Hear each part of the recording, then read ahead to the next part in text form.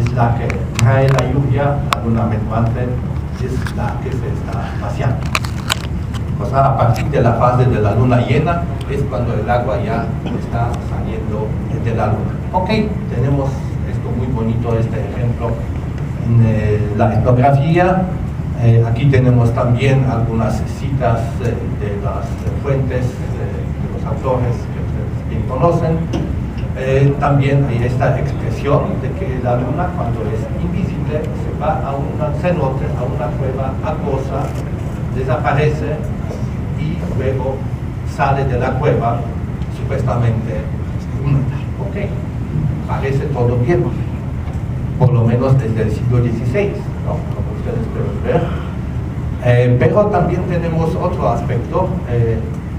Popularmente, entonces, se puede dividir la luna en dos fases. Una está relacionada con la juventud y fertilidad y la otra con la sequedad y envejecimiento. Okay. Y esto, digamos, permea muchos libros, aunque nadie se pueda estudiar eso al fondo. Entonces es más bien un prejuicio científico este tipo de cosas, o es más bien un prejuicio científico basado en las ideas que podemos registrar en las fuentes aparte de la cultura. O sea, eso sería un reflejo de las ideas europeas, en donde sí existe este tipo de asociaciones, y eventualmente se podría pensar que en el siglo XVI y XVII estas ideas traídas por los campesinos españoles, que traían sus propios pensamientos relacionados con la luna, fueron poco a poco también aplicados aquí en Yucatán. De todos modos, en libros de Chilambalam podemos ver esta penetración de la cultura europea, y a través obviamente de los lunarios y de los repertorios de tiempo estas ideas también vienen.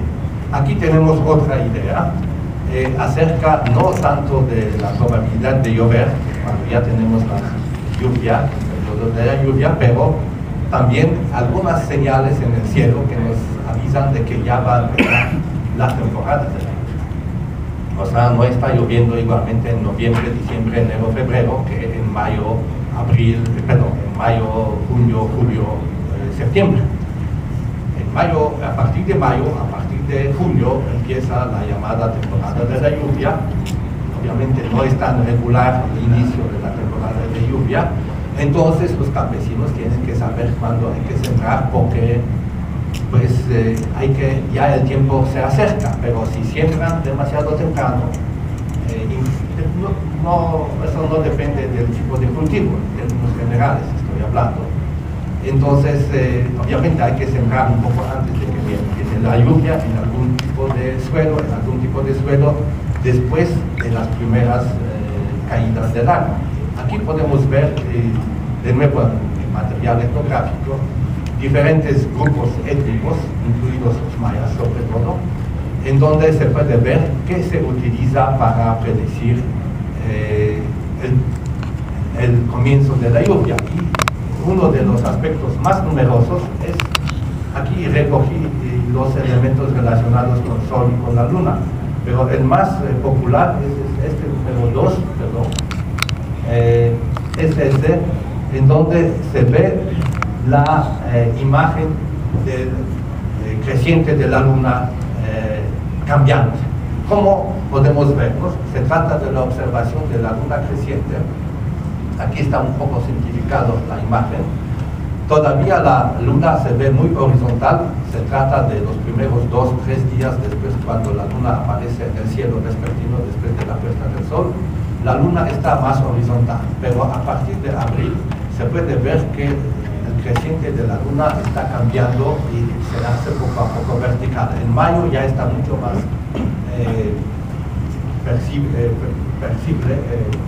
este aspecto, y luego en junio, cerca del solsticio de verano, la Luna va a ser casi vertical. A partir del equinoccio de otoño, la Luna va de nuevo a acostarse. Entonces, este aspecto de nuevo se asemeja mucho con esta metáfora de la jarra de la Luna, que está vaciándose en cierta fase y en cierta fase está totalmente vertical.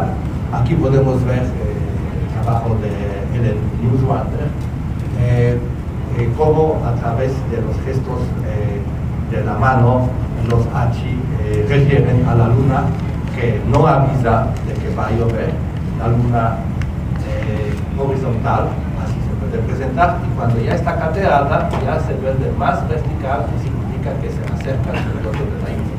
Es como Cántaro ya está vertiendo el agua. Podemos ver un concepto semejante en Lituania, cerca de mi país, Polonia. Tenemos estos conceptos, pero aquí está al revés. La luna horizontal está asociada con el agua y la luna vertical anuncia el periodo de calor. Entonces, quiero decir que hay estos conceptos no solamente aquí en México, están en muchas partes del mundo, y los españoles tenían unas ideas relacionadas con la posición vertical o horizontal de la luna, más o menos semejantes a estos conceptos de los lituanos, y los trajeron acá y aquí revertieron un poco este simbolismo. Entonces, tenemos otro concepto de la asociación de la lluvia y de la luna. La luna avisa el periodo de las lluvias. Si la luna, obviamente, la forma de la luna es uno de los aspectos, pero también ustedes vieron en esta tabla anterior de que se hablaba también de color de la lluvia, porque también la lluvia no va a venir cuando la luna se ve rojiza. Cuando es la luna roja, significa que va a seguir el calor. Okay. Entonces, estos son los conceptos de los campesinos, de los grupos que están estudiando la naturaleza y tratando de predecir estas fluctuaciones irregulares de la naturaleza utilizando algunos señales en el cielo. Volvemos ahora a nuestra tabla del agua, en donde vamos a tener dos tipos de registros. Tabla del agua superior, que utiliza los múltiplos de 702 días, y la tabla del agua inferior, que utiliza los múltiplos de 1820 días. Lo que es importante acá es que la tabla del agua inferior tiene relación con algún mito también, porque en esta reunión tenemos que hablar también de los mitos, no solamente de la naturaleza, de este mito famoso del diluvio que iba a acabar el mundo tercero, cosmogonía maya. Entonces, lo malo es que estas tablas fueron utilizadas y reutilizadas varias veces en el códice. Entonces, no podemos tener solo un fechamiento, una cronología, porque al parecer los escribas, los especialistas en calendario cambiaban, reciclaban, cambiaban tanto la información de la tabla del agua superior como del agua inferior, tratando siempre de guardar ciertas bases calendarias. Las fechas de 9 Ish caracterizan la tabla superior, y las fechas que tienen 4 Eb funcionan como la base para la tabla inferior. Ahora, el objetivo general de estas tablas, al parecer, la temática que podemos inferir, se relaciona con el clima, con la previsión de estos eventos que son muy importantes para el ciclo cultural, que es el ciclo agrícola, ciclo de las cosechas y ciclo de las siembras. Y aquí hay 3 fenómenos en estas tablas que aparecen continuamente. Es el problema de la sequía, es el problema de la lluvia y eventualmente el huracán. Esos son 3 elementos posiblemente muy importantes para la vida de un campesino, y se trata entonces, utilizando la mántica, el aspecto adivinatorio de los números relacionados con los días, estos días que se llaman 4 Eb y 9 Ish, como un aviso, como un intento de sincronizar, de conmensurar con estos ciclos irregulares. Obviamente, como en toda la problemática cuántica, a veces funciona, a veces no, ¿sí? Depende cómo cae el día. Y quiero decir que los Bricker, obviamente, buscaron en estas tablas, sobre todo en la tabla superior, los ciclos del Marte. Marte tiene 780 días, pero el ciclo sinódico, pero no todo este periodo es visible, entonces ellos trataban de cazar los periodos de 102 días para ver a qué periodo del Marte eso se refiere. Yo no utilicé el Marte, pero quise saber si tuvo algo que ver con la Luna, y el resultado es desastroso, obviamente, porque casi no hay. O sea, eso es la tabla base, la fecha base para el ciclo de la tabla del agua superior, en donde tenemos la edad de la Luna apenas el día casi 7, o sea, acercamos al primer cuarto, y eso viene este aspecto de que se puso de pie la diosa Chakche. Entonces, cuando se puso de pie, en este momento la Luna ya estaba cerca del primer cuarto, entonces no puede hablar de que llegó la lluvia. La fecha es noviembre, entonces, bueno, quizás eso es bueno porque ya estamos saliendo de la temporada de lluvia, ¿no? Entonces, a lo mejor. Entonces, si tenemos más fechas de este tipo, podemos ver que a veces la edad, donde es a partir de 19,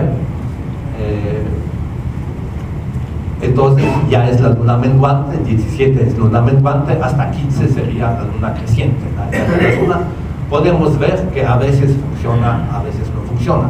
Cuando reciclamos estas fechas, pues atinamos o no atinamos.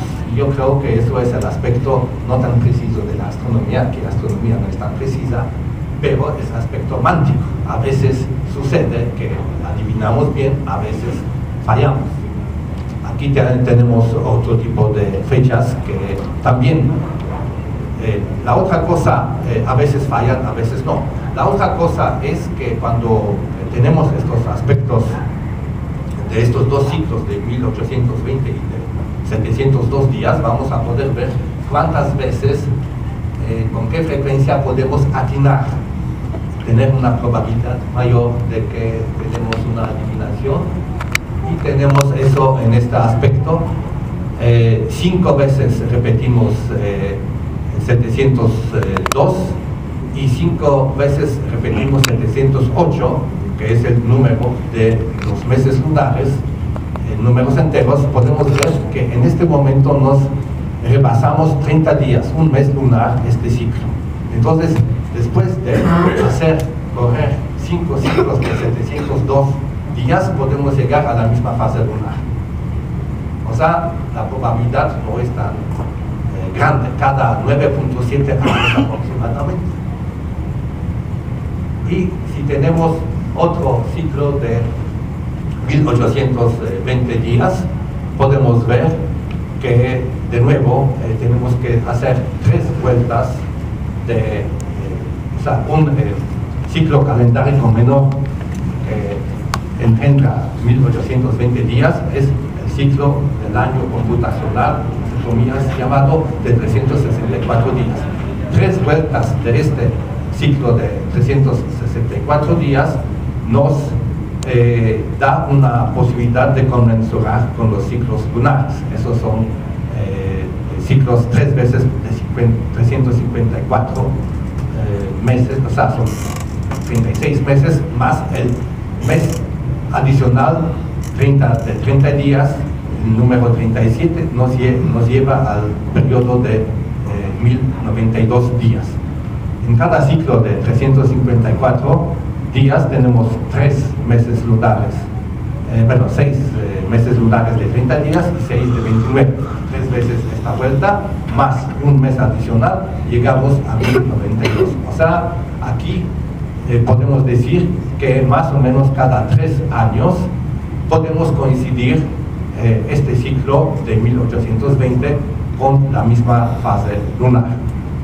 Y finalmente, para llegar a este evento mítico, vamos a ver qué dicen los briefers acerca de la fecha de cuando esta diosa lunar, esta diosa Chakchel, que supuestamente también se asocia con la luna menguante, cuando ella vierte su cántaro con agua en el momento de la destrucción mítica del mundo. Eso, según muchos investigadores, también se refiere a las épocas actuales cuando el códice fue hecho, y también se refiere al periodo de la lluvia. Podemos ver que uno de los recorridos de la tabla del agua nos arroja esta fecha, 764 el año.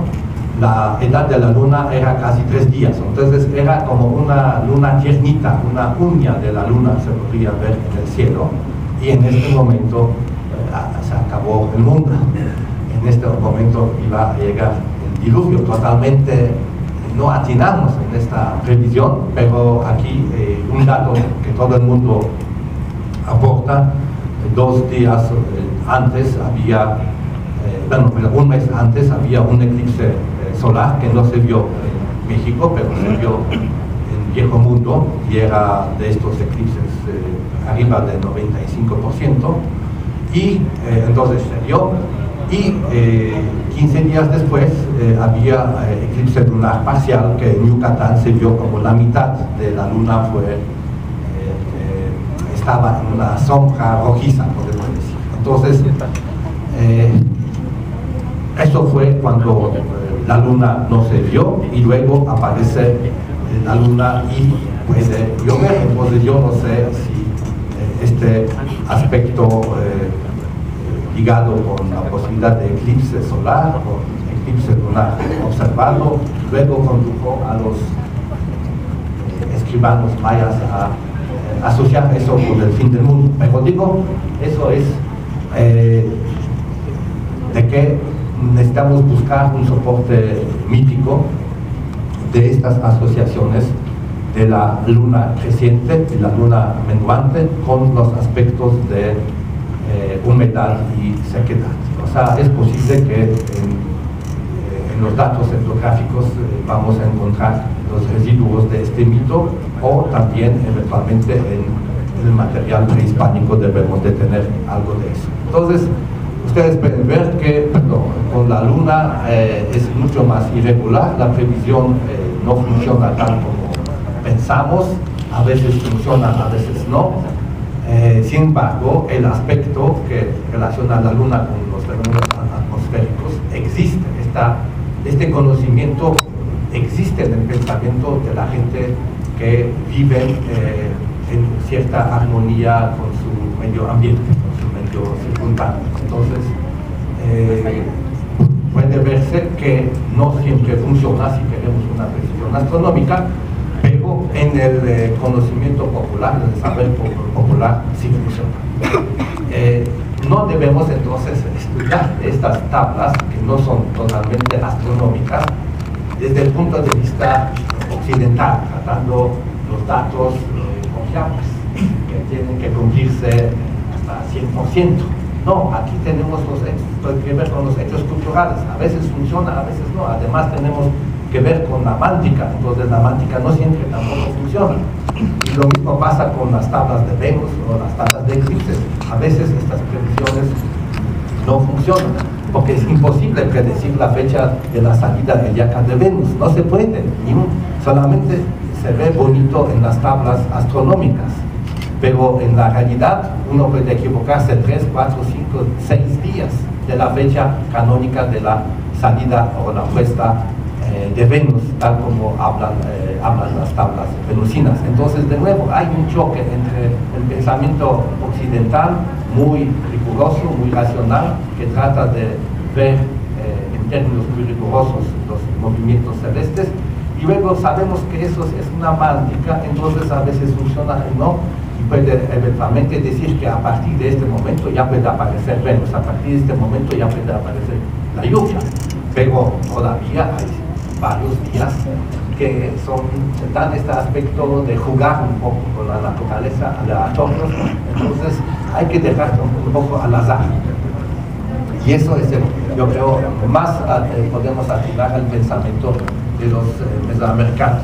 Obviamente, donde hay series lunares en las inscripciones, allá el cálculo es muy riguroso, hay varios modelos, como la tabla lunar de Surtur, aquí descrita por David Stewart, que sí tratan de predecir las posiciones de la luna usando algún algoritmo, algún tipo de modelo. Allá sí, pero en estos casos de los códices, allá está todo más suelto.